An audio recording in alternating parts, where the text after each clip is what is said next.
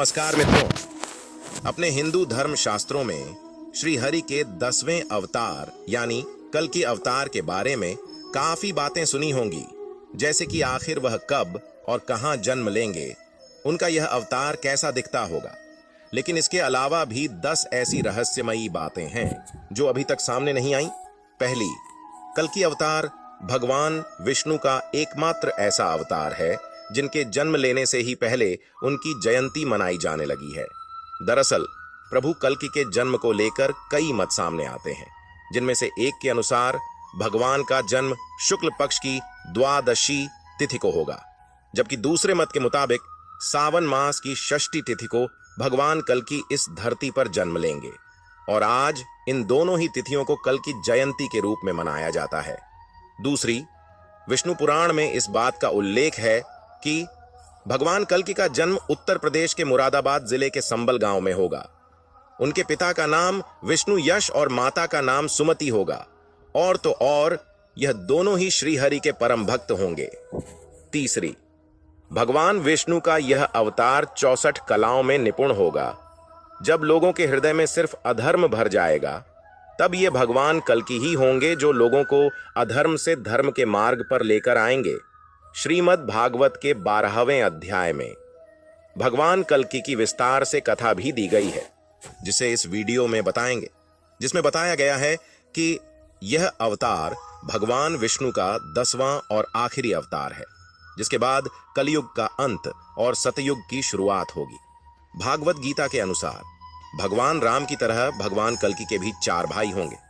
भगवान कल्कि की 2 पत्नियां होंगी, एक माता लक्ष्मी का रूप पद्मा और दूसरी पत्नी रमा होगी। मान्यता है कि राम अवतार के समय अर्थात त्रेता युग में वैष्णवी नाम की स्त्री ने जन्म लिया था, जिसने भगवान श्री राम से विवाह की इच्छा प्रकट की थी। तब श्री राम ने उन्हें विवाह करने का वचन देते हुए कल की अवतार के बारे में बताया था। तभी से वैष्णवी तपस्या कर रही हैं, और उनकी तपस्या के बाद कल की अवतार के रूप में भगवान कल्कि उनसे दूसरा विवाह करेंगे। चौथा, विष्णु पुराण के अनुसार प्रभु परशुराम भगवान कल्कि के गुरु होंगे। इसलिए परशुराम जी महेंद्र गिरी पर तपस्या कर कल की अवतार की प्रतीक्षा कर रहे हैं, ताकि वह उन्हें शास्त्रों और शस्त्रों दोनों का ज्ञान दे सकें। पांचवा, विष्णु पुराण में इस बात का उल्लेख भी मिलता है कि भगवान परशुराम की आज्ञा का पालन करते हुए ही भगवान कल्कि शंकर जी की तपस्या करेंगे, जिसके बाद उन्हें दिव्य शक्तियों की प्राप्ति होगी और फिर वह उसके माध्यम से अधर्मी लोगों का संहार करेंगे। छठा, कल की अवतार के बारे में यह भी कहा जाता है कि वह संसार के सभी राजाओं प्रधानों को पराजित करके उनका वध कर देंगे, और वह सिर्फ धरती पर ही नहीं बल्कि समुद्र पर भी राज्य करेंगे।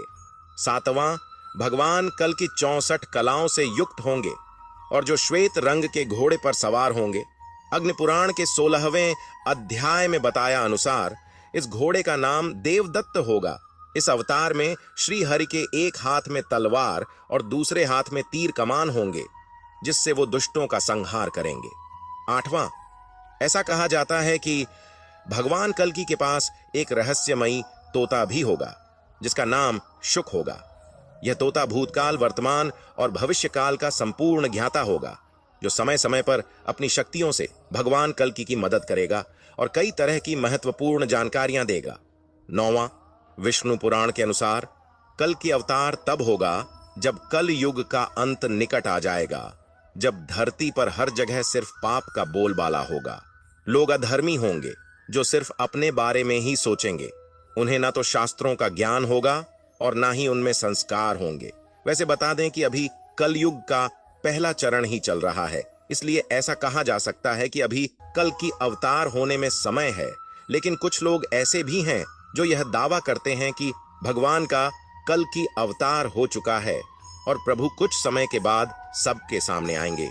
10वां, जैसा कि आप जानते हैं कि सनातन धर्म में काल चक्र को 4 युगों में विभाजित किया गया है, और द्वापर युग में जब श्री कृष्ण वैकुंठ लौट गए थे, तब धरती पर कलयुग की शुरुआत हुई थी। ऐसे में जब भगवान कल्कि पापियों का सर्वनाश कर देंगे और वो भी वैकुंठ लौट जाएंगे, तब धरती पर भयंकर प्रलय आएगी तथा धरती से जीवन समाप्त हो जाएगा। करीब 12 वर्षों तक लगातार वर्षा होगी, जिसके बाद पुनः जीवन की स्थापना होगी और फिर उस युग को सतयुग कहा जाएगा। यह वही युग है जहां हर तरफ सिर्फ धर्म का बोलबाला होगा। लोग शिशुओं की तरह सच्चे मन वाले होंगे। इनके मन में ना एक दूसरे के प्रति बैर होता है और ना लालच। यह बस ईश्वर की भक्ति में लीन रहते हैं। ऐसा माना जाता है कि इस युग में मनुष्य की आयु 1 लाख तक और उनकी लंबाई 40 से 45 फीट तक होती है। मित्रों, कलयुग के अंत के बाद भगवान कल की इस धरती पर जन्म लेंगे। अभी कल की अवतार होने में समय है। मित्रों, अगर आप वास्तव में भगवान कल्कि जी के अवतार के बारे में सही और सच जानकारी प्राप्त करना चाहते हैं तो आप बिल्कुल सही जगह पर आए हैं। मित्रों, इस वीडियो में दी गई समस्त जानकारी संपूर्ण कल्कि पुराण का अध्ययन करने के बाद ही आपके सामने प्रस्तुत की गई है। कल्कि पुराण 18 पुराणों में से एक है और संस्कृत भाषा में रचित में प्रस्तुत किया गया है। मित्रों, आज के इस वीडियो में हम जानेंगे कि कब, कैसे और कहां होगा भगवान कल्कि का जन्म होगा, किस प्रकार होगी भगवान कल्कि की शिक्षा और कौन होंगे भगवान कल्कि के गुरु। साथ ही जानेंगे भगवान कल्कि और पद्मा की प्रेम कहानी के बारे में, भगवान कल्कि के 2 विवाह होने का कारण तथा कैसे होगा भगवान कल्कि और कली का महासंग्राम। और अंत में हम जानेंगे भगवान कल्कि किस प्रकार करेंगे कलयुग का अंत और कैसे करेंगे सतयुग की स्थापना। अंतिम क्षण में हम जानेंगे कैसे होगी भगवान कल्कि की मृत्यु। मित्रों, अगर आप यह सारी जानकारी प्राप्त करना चाहते हैं तो वीडियो को अंत तक जरूर देखें, क्योंकि अधूरा ज्ञान किसी काम का नहीं होता और यह जानकारी आपको कहीं नहीं मिलेगी। तो चलिए मित्रों, शुरू करते हैं। लेकिन इससे पहले आपसे निवेदन है, अगर आप इस चैनल पर नए हैं तो कृपया चैनल को सब्सक्राइब, बेल आइकन प्रेस कर लें ताकि ऐसी ही जानकारी आपको मिलती रहे। भगवान श्री कृष्ण के अपने लोक जाने के बाद कलयुग की उत्पत्ति हुई। जब द्वापर युग समाप्त हो गया तब ब्रह्मा जी ने अपनी पीठ पृथ्वी की तरफ मोड़ ली और ब्रह्मा जी की पीठ से ही अधर्म की उत्पत्ति हुई और फिर अधर्म के सहयोग से काम, क्रोध, लोभ, मद, अहंकार आदि की उत्पत्ति हुई। अधर्म, काम, क्रोध, लोभ, मद आदि से मिलकर ही कलयुग की रचना हुई। कलयुग के प्रभाव से ब्राह्मणों को वेदों का ज्ञान नहीं होगा। स्त्रियां पर पुरुष का अनुसरण करेंगी। इंसान पूजन, कर्म, व्रत, उपवास और सभी धार्मिक काम करना बंद कर देंगे। मनुष्य 16 वर्ष की आयु में बूढ़े हो जाएंगे। लोग बेवजह आपस में कलह करेंगे। लोग व्यास से अपनी आजीविका चलाएंगे और निर्धनों का शोषण करेंगे। कलयुग के प्रभाव से शिष्य अपने गुरु की निंदा करेंगे। न्यायाधीश दंड देने में असमर्थ और निर्बल हो जाएंगे। जो लोग अधिक बोलेंगे वही पंडित और ज्ञानी होंगे। धन की कामना से ब्राह्मण शूद्रों के यहाँ भोजन, भजन, पूजा आदि करेंगे। बादल भी खंड वृष्टि वाले हो जाएंगे। स्वयं राजा ही प्रजा का शोषण करेगा, जिससे सारी प्रजा कर्ज में डूब जाएगी और सारी प्रजा जंगलों में जाकर रहने के लिए विवश हो जाएगी। कलयुग के प्रथम चरण में लोग भगवान के निंदक हो जाएंगे। कलयुग के दूसरे चरण में लोग भगवान को भूल जाएंगे। तीसरे चरण में वर्ण शंकर उत्पन्न होंगे और चौथे चरण में लोग जाति पाति, धर्म सब भूल जाएंगे, जिससे पृथ्वी पर उपस्थित सभी देवता पीड़ित होंगे और मां पृथ्वी की रक्षा के लिए तथा धर्म की पुनः स्थापना के लिए भगवान ब्रह्मा जी से प्रार्थना करेंगे। फिर ब्रह्मा जी सभी देवताओं के साथ भगवान विष्णु की स्तुति कर उनसे कलयुग में पुनः धर्म की स्थापना करने के लिए प्रार्थना करेंगे। फिर देवताओं की स्तुति सुन भगवान विष्णु ने कहा कि मैं शीघ्र ही कलयुग में संबल ग्राम में विष्णु यस ब्राह्मण के यहाँ उनकी पत्नी सुमति के गर्भ से जन्म लूंगा। कल्कि पुराण के अनुसार देवताओं को दिए वचन अनुसार भगवान श्री हरि संबल ग्राम में जन्म लेने के लिए ब्राह्मण विष्णु यश जी की पत्नी सुमति के गर्भ में प्रविष्ट होंगे। भगवान विष्णु वैशाख शुक्ला द्वादशी के दिन इस धरती पर जन्म लेंगे। भगवान विष्णु के इस धरती पर आते ही स्वयं गंगा जी उनका अभिषेक करेंगी और सभी लोग वेदों का अनुसरण करेंगे। पवित्र हृदय ब्राह्मण विष्णु यस अपने पुत्र के नामकरण के लिए यजु और सामवेदी ब्राह्मणों को आमंत्रित करेंगे।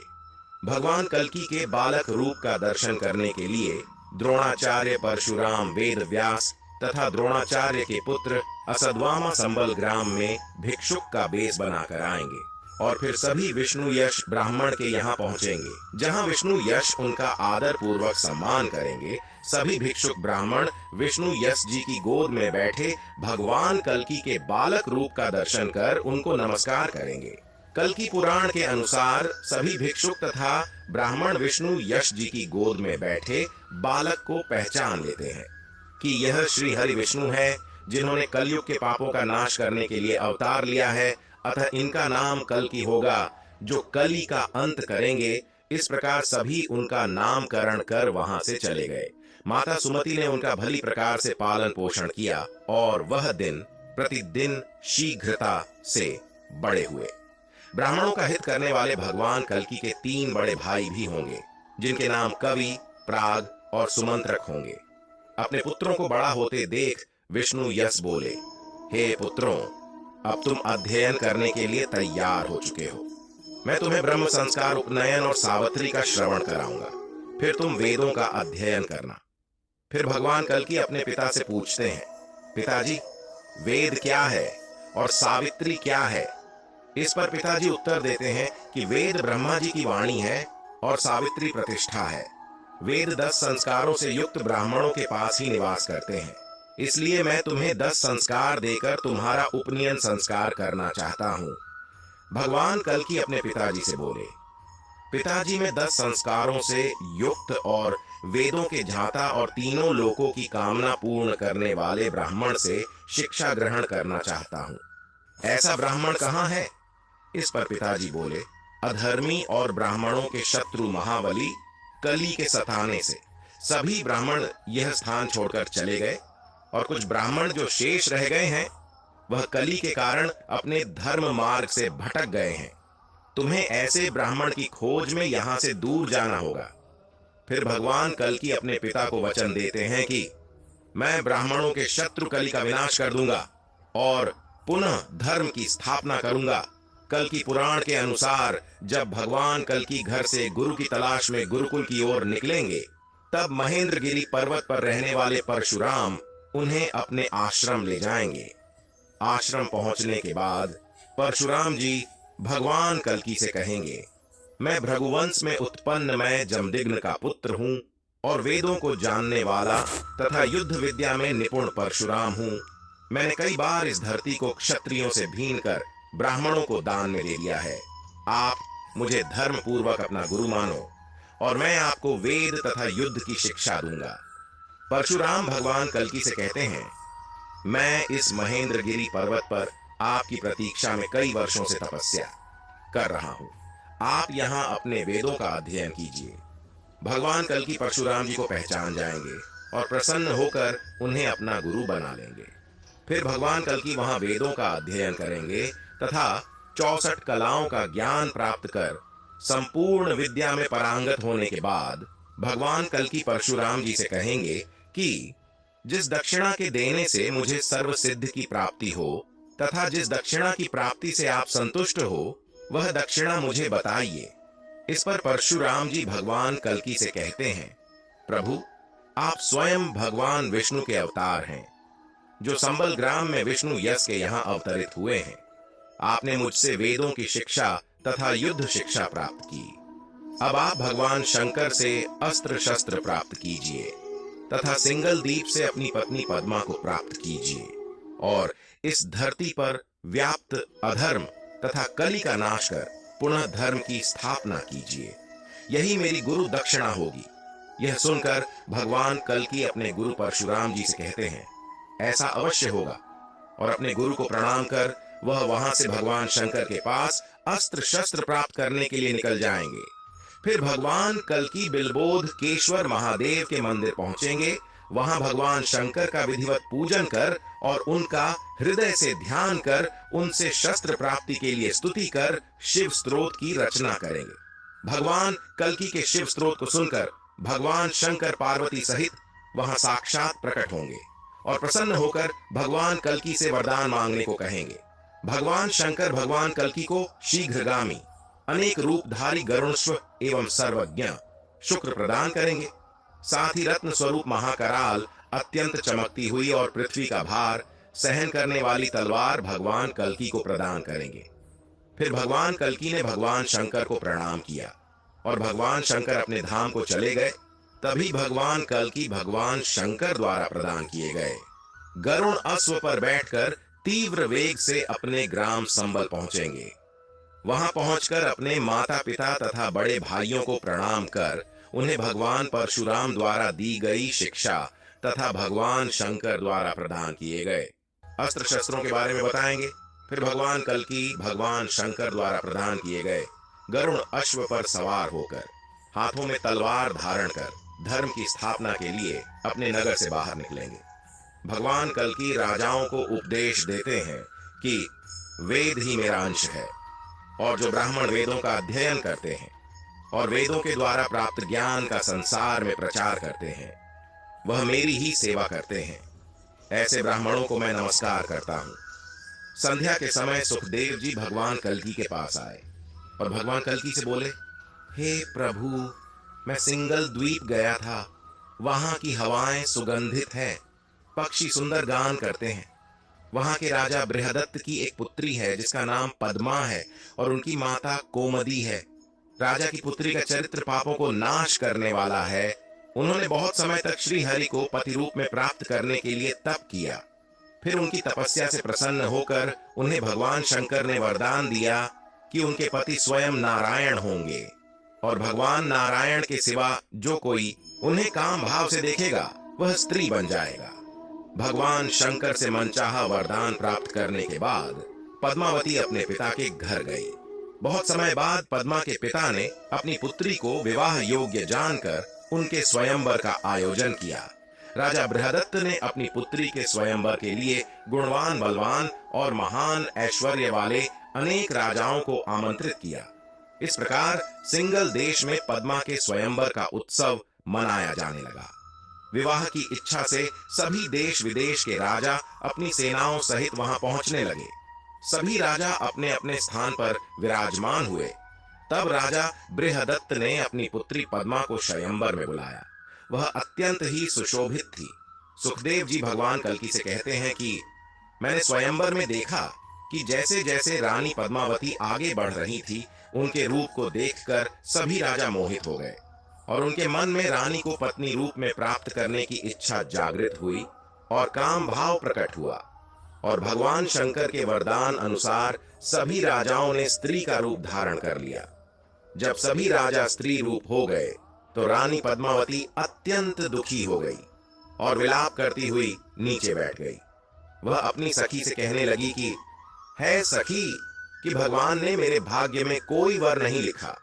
मैंने ऐसा कौन सा पाप कर दिया कि भगवान शंकर का वरदान मेरे लिए अभिशाप बन गया। पद्मा भगवान विष्णु का ध्यान करते हुए कहती है कि अगर भगवान विष्णु ने मुझे पत्नी रूप में स्वीकार नहीं किया तो मैं देह त्याग दूंगी। पद्मा के व्याकुल होने पर भगवान कल्की ने शुक से कहा कि हे शुक, मेरा संदेश लेकर तुम शीघ्र ही सिंगल देश प्रस्थान करो और मेरी प्रिया पद्मा को आश्वासन दो कि मैं शीघ्र ही उनसे विवाह करूंगा और निश्चित ही पद्मा मेरी पत्नी होगी। विधाता ने यह सहयोग नियत किया है। यह संदेश देकर तुम जल्द लौट आना। शुक्र ने भगवान कल्की का संदेश लेकर शीघ्र ही उड़कर संबल ग्राम से सिंगल देश को प्रस्थान किया और रानी पद्मावती के कक्ष के निकट नाग केसर के वृक्ष पर बैठ गया और रानी पद्मा से मनुष्यों की वाणी में बोला, आप चंचल नेत्रों से सुशोभित द्वितीय लक्ष्मी ही प्रतीत हो रही हो। विधाता ने संपूर्ण विश्व का रूप आप ही को दे दिया है। शुक के यह अद्भुत वचन सुनकर पद्मा ने हंसकर कहा, तुम कौन हो और कहां से आए हो? इस पर शुक बोला, मैं सब कुछ जानने वाला तथा सब शास्त्रों का ज्ञानी तोता हूं। मेरा नाम शुक है। शुक रानी पद्मा से बोला, आप इतने बड़े राजा की बेटी हो और इतनी रूपवान हो, फिर भी इतनी व्याकुल और दुखी क्यों प्रतीत हो रही हो? इस पर रानी पद्मावती बोली, उच्च कुल में उत्पन्न होने से ही सब काम सिद्ध नहीं हो जाते। जब विधाता विपरीत हो तो सभी काम निष्फल हो जाते हैं। हे शुक, यदि तुम्हें नहीं पता है तो सुनो। मैंने अपनी बाल और किशोर अवस्था में भगवान शंकर की आराधना की थी। तब भगवान शंकर ने पार्वती सहित मुझे वरदान दिया था कि भगवान नारायण मेरे पति होंगे तथा भगवान नारायण के सिवा जो कोई भी देवता, दानव या मनुष्य मुझे काम भाव से देखेगा वह तुरंत ही स्त्री बन जाएगा। इसके बाद पद्मा ने शुक्र को शिव जी द्वारा बताए गए भगवान विष्णु की पूजन विधि के बारे में बताया। पद्मा शुक से व्याकुल होकर कहती है कि मैं बहुत समय से भगवान नारायण की प्रतीक्षा कर रही हूँ। भगवान शंकर का वरदान मेरे लिए अभिशाप बन गया है। तब रानी पद्मा को व्याकुल देख शुक बोला, भगवान लक्ष्मीपति ने धर्म की स्थापना लिए ब्रह्मा जी द्वारा प्रार्थना करने पर संभल ग्राम में विष्णु यश के यहाँ अवतार ले लिया है। वे इस समय धर्म की स्थापना हेतु धर्म का प्रचार कर रहे हैं। यह सुनते ही पद्मा बहुत प्रसन्न हुई और उन्होंने शुक को रत्नों से सुसज्जित कर हाथ जोड़कर कहा, मैं जो कुछ भी निवेदन करना चाहती हूँ तुम उसे जानते हो। तुम प्रभु से मेरी सारी स्थिति कहो और शीघ्र ही उन्हें यहाँ ले आओ। फिर शुक उड़कर संबल ग्राम में भगवान कल्की के पास पहुंचा। भगवान कल्की उसे रत्नों से सजा हुआ देखकर अत्यंत हर्षित हुए और शुक से बोले, मैं तुम्हारा ही इंतजार कर रहा था। तुम्हें इन रत्नों से सुसज्जित किसने किया? कल्की की यह बात सुनकर शुक ने उन्हें प्रणाम किया और पद्मा द्वारा कही गई पूरी कथा को कह सुनाया। भगवान कल्की ने जैसे ही शुक की बात सुनी वह प्रसन्न हो गए और अपने अश्व पर सवार होकर शीघ्र ही शुक के साथ सिंगल देश को चल दिए। वह सिंगल देश के समीप एक वन में पहुंचे और वहां सरोवर में भगवान कल्की ने स्नान किया तथा शुक शीघ्र ही उड़कर रानी पद्मा के पास गया और उन्हें भगवान कल्की के आगमन की सूचना दी। शुक को देखते ही रानी पद्मा ने शुक से बोला, शुक तुम्हारा स्वागत है, तुम्हारा मंगल हो। मैं तुम्हारे आने के बाद से ही अत्यंत व्याकुल हो रही हूँ। इस पर शुक रानी पद्मा से बोला, अब आपको व्याकुल होने की जरूरत नहीं है। मैं नारायण अवतार भगवान कल्की को आपके देश सिंगल ले आया हूँ। मैं उन्हें पास में सरोवर के किनारे छोड़कर आया हूँ। यह सुनते ही रानी पद्मावती अत्यंत प्रसन्न हो गई। उनका सारा शोक दूर हो गया और वह अपनी सारी सखियों को लेकर पालकी में सवार होकर भगवान कल्की के दर्शन के लिए शीघ्र ही घर से निकल गई। रानी पद्मा सखियों सहित सरोवर के निकट पहुंची और उन्होंने वहां तेज युक्त भगवान कल्की को सुखपूर्वक सोते हुए देखा। उन्होंने देखा कि नील कमल के समान पीतांबरधारी, कमल जैसे नेत्र वाले विशाल भुजाओं वाले भगवान कल्की शिला पर शयन कर रहे हैं। उस अद्भुत रूप को देखकर पद्मा मोहित हो गई। पद्मा ने शंका के कारण उन्हें जगाना उचित नहीं समझा। उन्हें डर था कि कहीं भगवान शिव के वरदान के कारण भगवान कल्की भी स्त्री ना बन जाए। फिर पद्मा की मन की बात जानकर सब कुछ जानने वाले नारायण अवतार भगवान कल्की उठे। उन्होंने देखा कि लक्ष्मी रूप के समान पद्मा उनके सामने खड़ी है। सखियों सहित खड़ी पद्मा को देखकर भगवान कल्की ने कहा, हे कांते, तुम मेरे पास आओ। तुम्हारे चंद्रमुख को देखकर मेरा सारा संताप मिट गया। फिर पद्मा ने भगवान कल्की को विष्णु रूप में जानकर उनकी स्तुति की ओर बोला, प्रभु, आपके चरणों की रच पाकर मैं धन्य हो गई। फिर पद्मा भगवान कल्की के चरणों को स्पर्श कर अपने पिता के पास भगवान कल्की के आगमन की सूचना देने के लिए निकल गई। स्वयं नारायण अवतार भगवान कल्की के आगमन की सूचना पाकर पद्मा के पिता अत्यंत हर्षित हुए और उन्होंने भगवान कल्की का विधि पूर्वक पूजन किया। इसके बाद राजा ने अपनी पुत्री पद्मा का विवाह भगवान कल्की के साथ विधि पूर्वक कर दिया और अपनी कन्या का दान भगवान कल्की को कर दिया। फिर भगवान कल्की अपनी प्रिय पत्नी पद्मा को लेकर वहां से सिंगल द्वीप के लिए निकल गए। इस दौरान भगवान कल्की अपनी सेना सहित संबल ग्राम में पहुंच गए। भगवान कल्की ने पद्मा के सहित माता पिता के चरणों को स्पर्श किया। माता सुमति अपने पुत्र और पुत्र वधू को देखकर अत्यंत हर्षित हुई। रानी पद्मावती भगवान कल्की को पति रूप में प्राप्त कर अत्यंत ही हर्षित हुई। इसके बाद भगवान कल्की और पद्मा अनेक वर्षों तक संबल ग्राम में रहे। भगवान कल्की की पत्नी पद्मा जी ने जय और विजय नाम के 2 पुत्रों को जन्म दिया। यह दोनों ही महाबली और वेदों के ज्ञानी प्रसिद्ध हुए। फिर भगवान कल्की ने जाना कि उनके पिता की अश्वमेध यज्ञ करने की बहुत इच्छा है। तब उन्होंने अपने पिता से कहा, पिताजी, मैं कीकटपुर को जीतकर धन एकत्र करूंगा, जिससे हमारा अश्वमेध यज्ञ संपन्न होगा। फिर भगवान कल्कि अपने पिता से आज्ञा लेकर सेना सहित कीकटपुर की ओर चल दिए। अत्यंत विस्तार वाला कीकटपुर पहले बौद्धों का निवास स्थान था। अब यहाँ रहने वाले व्यक्ति देहाती, कुल धर्म और जाति धर्म के नाम मानने वाले तथा धन और स्त्री तथा भोग आदि में लिप्त रहने वाले हैं। भगवान कल्कि की सेना ने लाखों सैनिकों को युद्ध भूमि में धराशायी कर दिया। फिर जिन युद्ध भूमि से डरकर भागने लगा, तब भगवान कल्कि ने हंसकर कहा, भाग कर ना जाओ, तुम मेरे बाणों से बच नहीं सकते। मैं तुम्हें अभी परलोक भेजता हूं, वहां तेरा कोई साथ नहीं देगा, इसलिए अभी तू अपने बंधु बांधव को अंतिम बार देख ले। भगवान कल्कि के वचन सुनकर वह जिन हंसा और बोला, आप जो बोल रहे हो ऐसा कभी नहीं हो सकता। और जिन ने भगवान कल्कि पर बाणों की वर्षा कर दी। सारे तीर भगवान कल्कि को स्पर्श करके धरती पर गिर गए। फिर भगवान कल्कि ने धरती पर उतरकर बौद्धों के नायक जिनके केस और हाथ पकड़ लिए और उसको धराशायी कर दिया। जिनको धराशायी हुआ देखकर बौद्ध सेना डर गई और भगवान कल्कि की सेना हर्षित हो गई। फिर भगवान कल्कि अपने हाथों में तलवार लेकर अपने अश्व पर सवार हुए और संपूर्ण बौद्ध सेना का नाश करने लगे। भगवान कल्कि का संग्राम देखकर सभी लोग भयभीत हो गए। संपूर्ण रंगभूमि रक्त से सज गई। कीकटपुर की संपूर्ण बौद्ध सेना और म्लेच्छ सेना का नाश हो गया। फिर भगवान कल्कि वहां से चक्रतीर्थ पहुंचे। वहां पर स्नान कर कुछ समय के लिए अपनी सेना सहित वहीं पर निवास किया। इसके बाद भगवान कल्कि वहां से हरिद्वार चले गए। वहां पर सतयुग तथा धर्म ब्राह्मणों के बेस में भगवान कल्कि के दर्शन करने आए।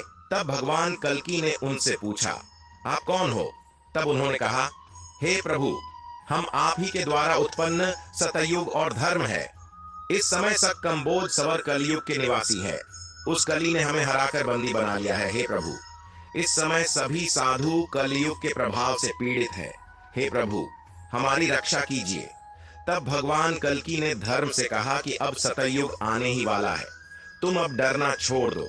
भगवान कल्कि के वचन सुनकर धर्म प्रसन्न हो गया। फिर भगवान कल्कि धर्म के साथ कलयुग के राक्षस कली के निवास स्थान में पहुंचे। वहां चारों ओर भूतों का वास होने के कारण दुर्गंध फैली हुई थी। वहां पर हर वृक्ष पर उल्लू बैठे हुए थे। हर घर में स्त्रियों का विवाद क्लेश हो रहा था। यहाँ का हर पुरुष स्त्री के अधीन था। जब भगवान कल्कि के आने के बारे में राक्षस कली को पता चला, तब वह अपने वाहन उल्लू पर सवार होकर नगर से बाहर आया। कली को आता देख भगवान कल्कि ने धर्म के सहित उसके साथ युद्ध प्रारंभ कर दिया। भगवान कल्कि की सेना कली की सेना के साथ भिड़ गई। कली की सेना में 2 कौक और विकोक नाम के राक्षस थे। वह दोनों ब्रह्मा जी से वरदान प्राप्त कर वज्र के समान अत्यंत कठोर हो गए थे। दोनों भाई एक जैसी शक्ल के थे। इन दोनों के साथ भगवान कल्कि का घोर युद्ध हुआ।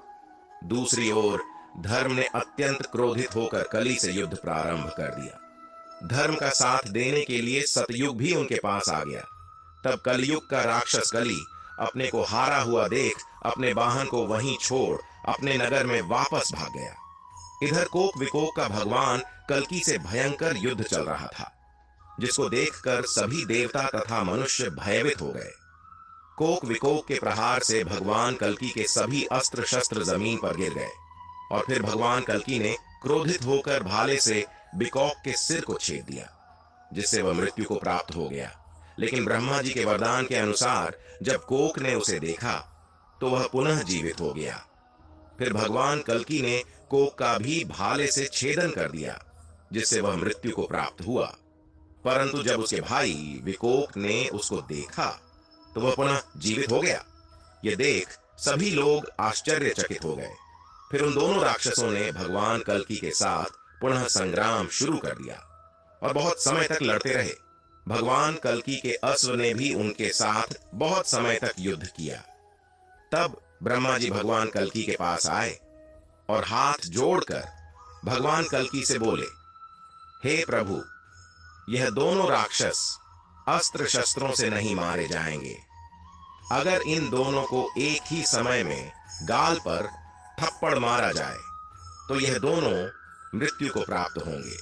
ब्रह्मा जी की बात सुनकर भगवान कल्कि ने दोनों राक्षसों के बीच में पहुंचकर भगवान कल्कि ने अपने दोनों हाथों से वज्र के समान दोनों के गालों पर प्रहार किया, जिससे उनके मस्तक चूर चूर हो गए और दोनों राक्षस मृत्यु को प्राप्त हुए।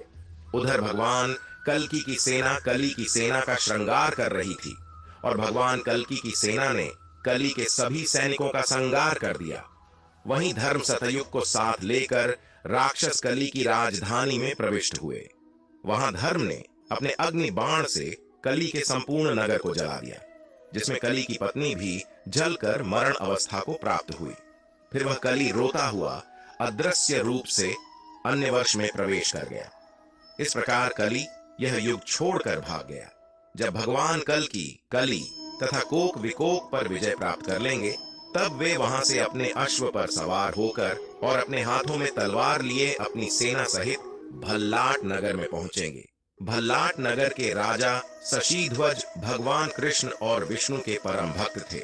जब उन्हें भगवान कल्कि के अपने नगर में आने की सूचना मिली, तब उन्होंने भगवान कल्कि को साक्षात नारायण अवतार जानकर प्रणाम किया और अपनी सेना को लेकर युद्ध के लिए घर से निकलने लगे। तब राजा स्वशीध्वज की पत्नी सुशांता, जो भगवान विष्णु व्रत परायण थी, उन्होंने जब अपने पति को भगवान कल्कि से युद्ध के लिए जाते हुए देखा, तब वह कहने लगी, हे स्वामी, कल्कि जी तो साक्षात भगवान विष्णु के अवतार हैं, आप उन पर प्रहार कैसे करेंगे? इस पर राजा बोले, हे प्रिय, ब्रह्मा जी ने क्षत्रियों के लिए जो धर्म निश्चित किया है उसका पालन करना चाहिए। रणभूमि में चाहे सामने स्वयं नारायण ही क्यों ना हो, उन पर भी वार करना चाहिए। राजा शशीध्वज ने जब युद्ध क्षेत्र में भगवान कल्कि को देखा, तब राजा भगवान कल्कि के रूप को हृदय में धारण कर उनसे बोले, हे प्रभु, आइए मेरे हृदय पर प्रहार कीजिए। अगर आप मेरे बाणों से बचना चाहते हैं तो मेरे हृदय पर वार कीजिए। राजा भगवान कल्कि के साथ युद्ध करने के लिए आगे बढ़े और भगवान कल्कि पर प्रहार करने लगे। राजा ने उन पर अनेक प्रहार किए, लेकिन राजा के सारे प्रहार निष्फल रहे। तब राजा ने पर्वत पर चढ़कर भगवान कल्कि पर बाणों की वर्षा कर दी। बाणों की वर्षा से भगवान कल्कि का शरीर घायल हो गया। तब भगवान कल्कि ने क्रोधित होकर राजा पर अनेक प्रहार किए, जिससे राजा मूर्छित हो गए। इस प्रकार दोनों में घोर युद्ध प्रारंभ हो गया। राजा ने भगवान कल्कि पर मुष्ट प्रहार किया, जिससे भगवान मूर्छित हो गए और जमीन पर लेट गए। तब धर्म और सत्य उन्हें वहां से ले जाने लगे। तब राजा ने दोनों को कांख में दबा लिया और भगवान कल्कि को अपने कंधे पर उठाकर हर्षित होते हुए अपने घर ले गए। घर पहुंचकर राजा ने अपनी पत्नी सुशांता को विष्णु मंदिर में स्थित पाया। उसके चारों ओर वैष्णव नारियां बैठकर भगवान विष्णु का भजन कर रही थी। वह अपनी पत्नी से बोला, हे प्रिय, देवताओं की प्रार्थना पर जो भगवान संबल ग्राम में अवतरित हुए हैं, वह भगवान कल्कि मूर्छित होने का बहाना करके आज हमारे घर पधारे हैं। तुम धर्म तथा सतयुग के सहित इनका विधिपूर्वक पूजन करो। यह सुनकर राजा की पत्नी अत्यंत प्रसन्न हुई। राजा की पत्नी ने अनेक प्रकार से भगवान कल्कि का पूजन अर्चन किया और भगवान कल्कि से बोली, हे प्रभु, अपनी मूर्छा त्याग कर हमें दर्शन दो। हे प्रभु, आपके द्वारा ही समस्त जल, पृथ्वी, अग्नि, वायु का निर्माण हुआ है। आप चराचर जगत के स्वामी हैं। हे प्रभु, हमसे कोई गलती हुई हो तो हमें क्षमा करें। और अनेक प्रकार से भगवान कल्कि की प्रार्थना सुशांता द्वारा की गई। विनय पूर्वक प्रार्थना को सुनकर भगवान कल्कि उठे और उन्होंने अपने सामने रानी तथा साथ में सत्य और धर्म को देखा। उन्होंने देखा कि राजा शशीध्वज उनके पीछे खड़े हैं। तब भगवान कल्कि सुशांता से बोले, तुम कौन हो और यह बलवान राजा मेरे पीछे क्यों खड़े हैं? भगवान कल्कि ने धर्म तथा सतयुग से कहा, हम युद्ध भूमि को छोड़कर यहां कैसे पहुंच गए? भगवान कल्कि ने कहा, जब मैं मूर्छित हो गया तब राजा शशीध्वज ने मेरा वध क्यों नहीं किया? तब रानी भगवान कल्कि से बोली, मेरे पति यदि आपके प्रति शत्रु भाव रखकर आपसे युद्ध करते तो क्या वह आपको अपने घर इस प्रकार ला पाते? प्रभु, मेरे पति आपके दास हैं, इसलिए मैं आपकी दासी हूं। इस प्रकार आप प्रसन्न होकर स्वयं यहाँ पधारे हैं। इस पर भगवान कल्कि राजा से बोले, हे राजन, आपने मुझे सभी प्रकार से जीत लिया है, आपकी क्या इच्छा है?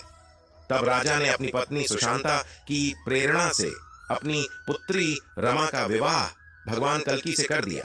कल्कि पुराण के अनुसार जब भगवान कल्कि अपनी पत्नी रमा जी और पद्मा जी के सहित संबल ग्राम में रह रहे थे, तो एक दिन परशुराम जी महेंद्रगिरी पर्वत के शिखर से उतरकर भगवान कल्कि जी के दर्शन करने संबल ग्राम पहुंचे। उन्हें देखते ही पद्मा और रमा जी सहित भगवान कल्कि जी ने उनका विधि विधान सहित हर्षित मन से पूजन किया। उन्हें अनेक तरह के भोजन करवाकर सुंदर शैया पर शयन कराया। जिस समय परशुराम जी विश्राम कर रहे थे, उस समय कल्कि जी ने उनके चरण दांपते हुए विनय पूर्वक उनसे कहा, आपकी कृपा से मेरे धर्म, अर्थ और काम इन तीनों वर्गों की सिद्धि हो चुकी है। इस समय राजा शशिध्वज की पुत्री रमा आपसे एक निवेदन करना चाहती है, उसे सुनने की कृपा करें। पति के वचन सुनकर हर्षित मन से भगवान कल्कि की पत्नी रमा जी ने परशुराम जी से प्रश्न किया कि ऐसा कौन सा जप, व्रत या नियम है जिसके करने से मुझे पुत्र की प्राप्ति हो। फिर परशुराम जी ने रमा जी को रुक्मिणी व्रत करने का उपदेश दिया। इसके बाद परशुराम जी वहां से चले गए। रुक्मिणी व्रत को करने से कुछ समय पश्चात भगवान कल्कि जी की पत्नी रमा जी ने पुत्र को जन्म दिया। फिर भगवान कल्कि सुखपूर्वक संबल ग्राम में निवास करने लगे। मित्रों, आज की कथा में बस इतना ही। वीडियो अच्छा लगे तो लाइक करना मत भूलना। चैनल को सब्सक्राइब जरूर करें। मिलते हैं नई वीडियो के साथ। जय